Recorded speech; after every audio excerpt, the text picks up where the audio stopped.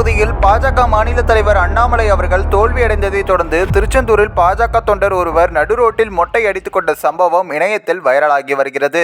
இது குறித்து விரிவாக நம்ம இந்த ஒரு வீடியோவில் பார்க்கலாம். அண்மையில் நடைபெற்ற மக்களவைத் தேர்தல் அதிமுக கூட்டணியில் இருந்து விலகிய பாஜக, பாமக, அமமுக, தமிழக மாநில காங்கிரஸ், ஓ பன்னீர்செல்வம் அணி உள்ளிட்டோருடன் கூட்டணி அமைத்து தேர்தலை சந்தித்திருந்தது. ஆனால் பாஜகவால் ஒரு தொகுதியில் கூட வெற்றி பெற முடியவில்லை. அனைவரது மத்தியிலும் பெரிதளவு எதிர்பார்ப்பை ஏற்படுத்தியிருந்த பாஜக மாநில தலைவர் அண்ணாமலை அவர்கள் கோவை தொகுதியில் 2ஆம் இடத்தையே பிடித்திருந்தார்.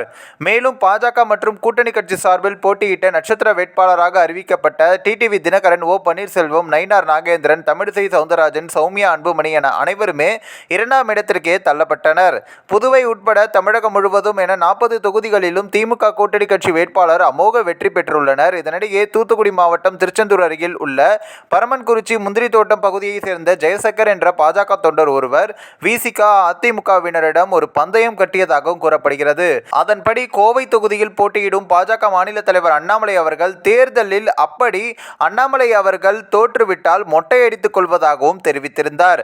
இதனிடையே பாஜக மாநில தலைவர் அண்ணாமலை அவர்கள் கோவை தொகுதியில் திமுக வேட்பாளரிடம் தோல்வியை பெற்று 2ஆம் இடத்தையும் பிடித்திருந்தார்.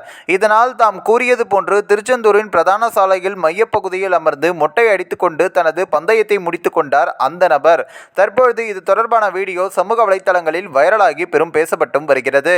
இந்த ஒரு வீடியோ குறித்து உங்களுடைய கருத்துக்களை நீங்க மறக்காம கமெண்ட்ஸ்ல சொல்லுங்க. நம்ம ஏஷியாநெட் நியூஸ் தமிழையும் தொடர்ந்து ஃபாலோ பண்ணுங்க.